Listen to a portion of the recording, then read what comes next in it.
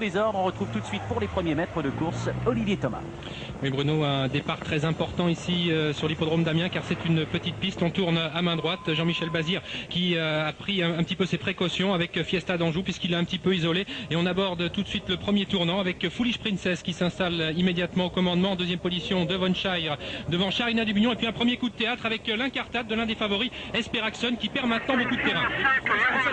Olivier, elle va subir les foudres des juges aux allures dans quelques instants car elle s'écarte maintenant et l'on retrouve Devonshire en tête avec Fiesta d'Anjou qui se rapproche en deuxième position. Exquise GD n'est pas très loin et puis vous apercevez Esperaxon, le numéro 1 qui va être sans nul doute disqualifié. Disqualification à l'instant du 5 Foolish Princess, imité probablement par l'As Esperaxon. Et on passe devant les tribunes maintenant avec la favorite qui se porte en tête de l'épreuve. Il s'agit de Fiesta d'Anjou.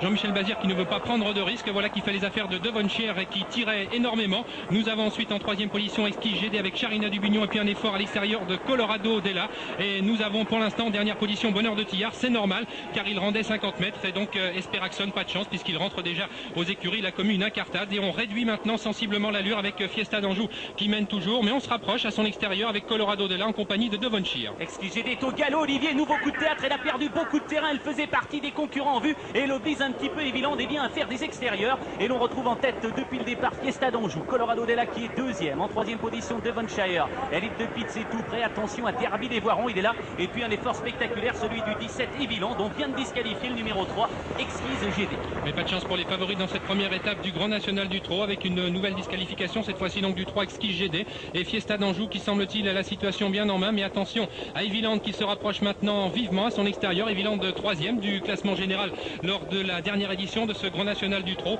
Elle effectue une petite rentrée, elle vient partager maintenant le commandement aux côtés de Fiesta d'Anjou alors qu'il reste un peu plus d'un tour à parcourir.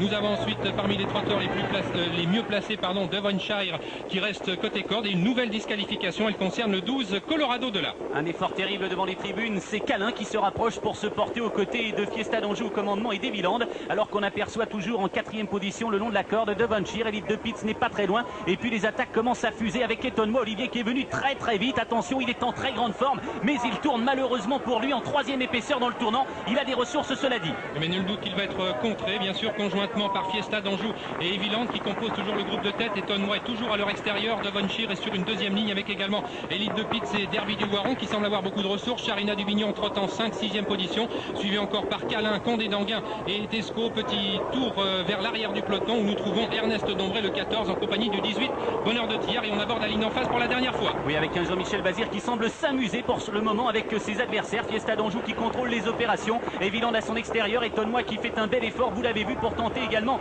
de rester au contact. Pas très loin, il y a Devonshire et à la corde alors qu'Elite de Pitts commence à perdre du terrain. En revanche, Derby des Voirons n'a pas dit son dernier mot.